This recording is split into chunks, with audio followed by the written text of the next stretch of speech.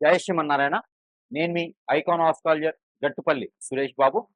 మనకి 2026 సంవత్సరం ఫిబ్రవరి 23 తారీఖు. ఏంటనుకుంటున్నారా? మారేటువంటి గ్రహాలండి. ఇవి ఏ గ్రహమో తెలుసా అండి? కుజగ్రహం. ఈ కుజగ్రహము రాహుతో కలయికతో, అలానే కుంభరాశిలో రాహుతో కలయికతో రాబోతుంది. ఈ ఫిబ్రవరి 23 తారీఖు నుంచి ఏప్రిల్ 2 తారీఖు వరకు కూడా కుంభరాశిలో సంచరిస్తూ ఉంటుంది. అందులోనూ రాహుతో పాటు ఉంటుంది. మొదటిగా అధ్యయనంలో, అదే మొదటి భాగంలో, మొదటి వారంలో కూడా షష్టగ్రహ కూటమిలాగా ఏర్పడుతుంది కుంభరాశిలో. ఆ తర్వాత రాహుతో ఈ యొక్క ఏప్రిల్ 2 తారీఖు వరకు కూడా రాహువు కుజుడు కలయికతో ఉంటారు కాబట్టి ఆపోజిట్ సైన్ కేతువు కూడా వీరికి సహకరించేసి ఆ ఒక శుభ దృష్టి అశుభ దృష్టి యొక్క ద్వాదశ రాశుల వారి మీద ఎలా ఉండబోతుంది, వారి యొక్క జీవితంలో ఎలాంటి మార్పులు రాకపోతాయి. అలానే మరొక విషయం కూడా ఏంటి అంటే గనక నూతన సంవత్సరం కూడా ఆరంభం అవబోతుంది. మన యుగాది నుంచి నూతన సంవత్సరం ఆరంభం కూడా ఈ కుంభరాశిలో రాహుతో పాటు కూడినటువంటి కుజుడు ఉండడం జరుగుతూ ఉంది కాబట్టి ఈ మేర ఎలా ఉండబోతుంది ద్వాదశ రాశుల వారికి చూసినట్లయితే ఎవరెవరి జీవితంలో పెళ్లిళ్ళు చేసుకుంటారా, ఎవరెవరి జీవితంలో అన్యోన్యంగా ఉన్నటువంటి దాంపత్యం ఉంటుందా, ఎవరెవరి జీవితంలో వీరి యొక్క రాహు కేతువు అందులోనూ కలయికతో ఉన్నటువంటి కుజుడు వీరి యొక్క శుభ అశుభ ఫలితాలు ఏ రాశి వారి మీద ఎలా ఉంటాయి, ఆ తర్వాత బిజినెస్ చేసుకునే వారు విదేశాలకు వెళ్ళే వారికి ఎలాంటి శుభ ఫలితాలు ఉంటాయి, ఏది ఎప్పటివరకు తెలుసా అండి? ఫిబ్రవరి 23 తారీఖు నుంచి ఏప్రిల్ 2 తారీఖు వరకు కూడా వీరి యొక్క గోచార స్థితిగతుల ప్రకారంగా ఈ యొక్క గ్రహరీత్యా దోషాలు ఏమున్నాయా, వీరి యొక్క స్థితిగతులు ఎలా ఉన్నాయో చూసినట్టయితే కనుక ఒకసారి మనం పరిశీలన చేస్తున్నట్టయితే ద్వాదశ రాశుల్లో ఒకటైనటువంటిది మకర రాశి. ఈ మకర రాశి వారికి ఫిబ్రవరి 23 తారీఖు నుంచి ఏప్రిల్ 2 తారీఖు వరకు కుంభరాశిలో సంచరించేటువంటి కుజుడు, ఈ కుజుడితో పాటు రాహు కలయికతో ఉండేటువంటి కుజుడు. ఇక్కడ దీంతో పాటు ఈ యొక్క మకర రాశి వారికి ఎలా ఉండబోతుంది అంటే గనక ఎక్కడైనా మీకు ఒక్కసారి కూడా పెళ్లి కానటువంటి మకర రాశి వారు ఉంటే గనక ఖచ్చితంగా మీ ఇంట్లో బ్యాండ్ మ్యాచ్ మోగింది అని అనుకోవచ్చు. మంచి మంచి ఈవెంట్ ఆర్గనైజర్ ఉంటే మాట్లాడుకోవచ్చు.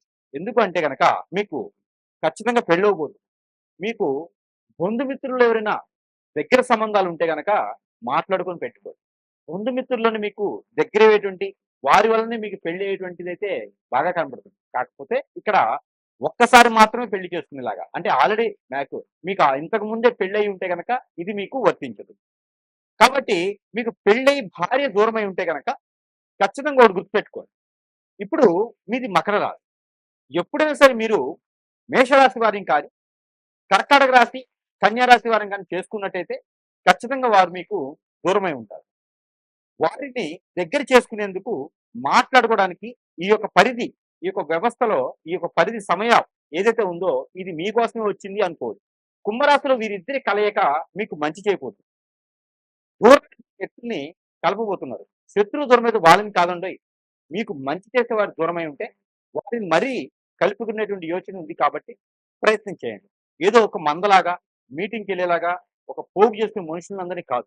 మీరొక్కరే వెళ్లి మాట్లాడుకుంటే గనక ఖచ్చితంగా మీకు మంచి జరుగుతుంది. ఇక విదేశానికి ఏమైనా వెళ్ళాలనుకుంటున్నారా? మీరు మార్చి 20 తారీఖు తర్వాత ప్రయత్నం చేయండి. ఖచ్చితంగా మీకు విదేశాలకు వెళ్ళేలా కనిపిస్తుంది. ఎక్కడైనా మీరు డబ్బుని పెట్టేసి వ్యాపారం చేయాలనేటువంటి ఆలోచన ఉంటే గనక మీకు హోటల్స్ రంగం చాలా బాగుంటుంది. ఫుడ్ కోర్ట్స్ కానీ, హోటల్స్ రంగం కానీ, లేదా ఎలక్ట్రికల్ సంబంధించినటువంటి వ్యవస్థ కానీ మీకు చాలా బాగుంటుంది కాబట్టి ఆ రకమైన ప్రయత్నం చేయండి. ఇకపోతే ఈ యొక్క మకర రాశి వారికి ఉమ్మడి ఆస్తుల్లో తగాదాలు, అన్నతమ్ముల మధ్యన తగాదాలు ఉన్నట్టయితే అవి సమపాలలో సమకూరేలాగైతే మీకు ఆ సమస్య పరిష్కార మార్గం అయితే కనిపిస్తుంది. ప్రయత్నం చేయండి. ఇక రాజకీయ రంగం ఎవరైనా వెళ్ళాలనుకుంటే కూడా చాలా బాగుంటుంది కాబట్టి కాన్స్టిట్యున్సీలో మీరు ప్రయత్నం చేస్తే డబ్బు లేకుండా కూడా గెలిచేటువంటి యోచన ఉంటుంది. ఇది అందరిలో అయితే కాదు. ప్రయత్నపూర్వకంగా అవుతాయి ఇవన్నీ.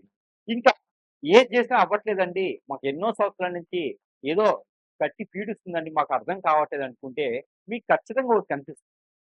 అది ఏమిటంటే మీకు ఎవరైనా ఏదైనా అష్టదిబ్బందిని కానీ, మందు పెట్టడం కానీ చేసి మిమ్మల్ని ఎదగకుండా చేసేటువంటి తత్వంతో కనపడుతుంది. కాబట్టి అలాంటిది ఏమైనా ఉంది అంటే మీ సమీపంలో ఎక్కడైనా గురువు ఉంటే కలవండి. మీకున్నటువంటి సమస్యకి పరిష్కార మార్గం అనేది దొరుకుతుంది. అలానే చిన్నపాటి పరిహారం కూడా మీకోసం. దాంతో పాటు మీరు ఇంకా ఏదైనా మంత్రిచ్చినటువంటి వస్తువులు ఏదైనా కావాలి అనుకుంటే గనక చాలా రకాలైనటువంటి వస్తువులు మీ సమస్యకు తగ్గటువంటి వస్తువులైతే మా దగ్గర లభ్యపడుతూ ఉంటాయి. మీ సరసమైనటువంటి ధరలలో లభ్యపడతాయి కాబట్టి ఎవరికైనా కావాలంటే కూడా సంప్రదించండి. అలానే ఈ రాశి వారైతే గనక ఖచ్చితంగా ఇలాంటి పరిహారం ఒకటి చేసుకున్నట్లయితే మనం అనుకున్నట్టుగా మీలో ఉన్నటువంటి దోషాలే కావచ్చు, ఈ యొక్క రాహు కేతువుది, దాంతోపాటు కుజునిది, ఈ దోషాలు ఎవరికైతే ఉన్నాయో వారు ఎక్కువగా ఇలాంటి పరిహారం చేసుకోవడం ద్వారా అన్ని రకాల సానుకూలమైనటువంటి వాతావరణం అయితే మీకు లభ్యపడేదానికి అవకాశం ఉంది. కాబట్టి ఈ పరిహారం అయితే మీకోసం.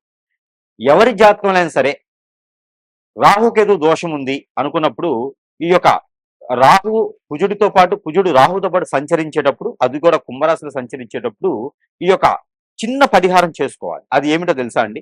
ఉలవలు ఒక పావు కిలో, గోధుమలు ఒక పావు కిలో, పచ్చ పెసలు ఒక పావు కిలో, అలానే కందులు ఒక పావు కిలో, ఇవన్నీ కూడా తీసుకొని మీరు నైట్ పనుకునేటప్పుడు మీ వద్ద పెట్టుకొని పనుకోవాలి. అంటే మీ తల దగ్గర కావచ్చు, మీ పక్కన కావచ్చు పెట్టుకొని పనుకోవాలి. తెల్లవారి లేచిన తర్వాత ఇది మీరు మంగళవారం నైట్ చేయాలి. తెల్లవారి లేచిన తర్వాత అవన్నీ కూడా మీకు సమీప దూరంలో ఎక్కడైనా ఇవి నవగ్రహాలు ఉంటాయి. ఆ నవగ్రహాల దగ్గరికి తీసుకొని వెళ్ళి నవగ్రహాల చుట్టూతా 11 సార్లు ప్రదక్షిణ చేసుకుంటూ ఈ యొక్క మిశ్రమాలు ఏవైతే ఉన్నాయో ఈ తీసుకున్నటువంటి అన్ని కూడా వాటి మీద అభిషేకం చేసుకోవాలి. దాని ద్వారా మీకున్నటువంటి గ్రహరీత్యా దోషాలన్నీ కూడా చిటికలో పటాపంచలైపోయి మీకు వివాహాలు ప్రాప్తి పొందుతుంది. విదేశానికి శుభప్రదంగా వెళ్ళేదానికి ఉంటుంది. ఆర్థిక స్థితిగతులన్నీ కూడా మెరుగవుతాయి. అలానే మరొక పరిహారం, పెసర గుగ్గిళ్ళు ఉంటాయి. పెసలు ఉంటాయి కదా, అవి గుడాలు వండాలి. ఆ పెసలు గుడాలుగా వండి ఒక కిలో సుమారుగా వండి దాంట్లో కొబ్బరి పౌడర్ ఉంటుంది. ఎండు కొబ్బరి పౌడర్ ఉంటుంది. ఆ పౌడర్‌ని కలిపేసి దాంట్లో బెల్లం లేదా షుగర్ కలపాలి. ఆ కలిపినేసినటువంటిది నైవేద్యం ఏదైతే ఉందో ఇది ఆలయంలో ఎక్కడ రాముల వారి ఆలయంలో కానీ, కృష్ణ ఆలయంలో కానీ, ఎక్కడైనా శ్రీ వెంకటేశ్వర స్వామి వారి ఆలయాల్లో కానీ దీన్ని నైవేద్యంగా పెట్టాలి. ఆ నైవేద్యాన్ని ఇరువురికి కూడా మీరు ప్రసాదం కింద తీసుకోవడం వలన, ఇవ్వడం వలన కూడా దీని వలన మీకు అన్ని రకాల గ్రహ దోషాలు కూడా పటాపంచలైపోయి మీ ఆరోగ్య సమస్యలన్నీ కూడా నెరవేరుతాయి. అలానే ఈ రాశుల వారికి ఈ చిన్న పరిహారం అయితే గనక ఖచ్చితంగా మీకోసం. ఏమిటంటే గనక మీకు కుజ దోషం, రాహుకేతు దోషం ఏమైనా ఉందా? అయితే మీకు మీ పొలాల్లో కావచ్చు, ఒడ్ల మీద కావచ్చు, గట్ల మీద కావచ్చు, మీ ఇంట్లో కావచ్చు, నర్సరీ నుంచి తెచ్చుకొచ్చే మొక్కలు కావచ్చు, మీరు అపార్ట్మెంట్‌లో ఉంటే ఆ మొక్క ఒకటి తెచ్చుకుంటే సరిపోతుంది. ఏమిటనుకుంటున్నారా? అరటి మొక్క. ఈ అరటి మొక్క గాని, అంటు గాని ఏమైనా ఉంటే తీసుకొచ్చుకొని, దానికి ఒక పసుపు తాడు అది ఎట్లాగా కావాలి అంటే గనక ఆడవారైనా, మగవారైనా సరే. ఒక తెల్లని దారం, మిషన్ దారం ఉంటుంది కదా! అది తీసుకొచ్చుకోవాలి. అది మీరు ఎంతైతే హైట్ ఉంటారో బొటనవేలు, కాలి బొటనవేలు దగ్గర నుంచి తల వరకి కూడా ఇలాగ కొలుచుకోండి. పోగులు పోయండి. ఆ పోగులు 9 ఉండాలి. 9 పోగులు పోసి, దానికి పసుపు, గంధం, కుంకుమ రాయండి. రాసిన తర్వాత ఆ దారానికి 7 ముళ్ళు వేయండి. 7 ముళ్ళు వేసిన తర్వాత దానికి ఒక పసుపు కొమ్ము కట్టండి. దానికి ఒక తమలపాకు కట్టండి. దానికి ఒక మామిడాకు కట్టండి. ఇలాగా కట్టినటువంటి ఆకులతో ఉన్నటువంటిది ఇది తీసుకొని వెళ్లి ఆ ఒక గురువారం రోజు కానీ, మంగళవారం రోజు గాని చేయాలి ఇది. ఇది ఎప్పుడు ఏప్రిల్ 2వ తారీఖులోపు చేయండి. ఇది తీసుకొని వెళ్లి ఆ అరటి మొక్కకి కట్టేసేయండి. 3 ముళ్ళు వేసేసేయండి. వేసేటప్పుడు మీకున్నటువంటి దోషాలు ఏవైతే ఉన్నాయో, ఆ దోషాలన్నీ కూడా మీకు ఇంతటితో పటాపంచలైపోవాలి. ఉపశమనం లభించాలి అని మొక్కుకోండి. తర్వాత ఒక ముగ్గురికి అదే రోజున టిఫిన్సో, భోజనమో పెట్టండి. ఇది అయిన తర్వాత చెట్టు తీసుకెళ్ళి మరుసటి రోజు ఒక నిద్ర చేసిన తర్వాత ఆ మొక్కను తీసుకుని వెళ్ళి ఎక్కడైనా ఆలయంలో గాని స్థాపించండి.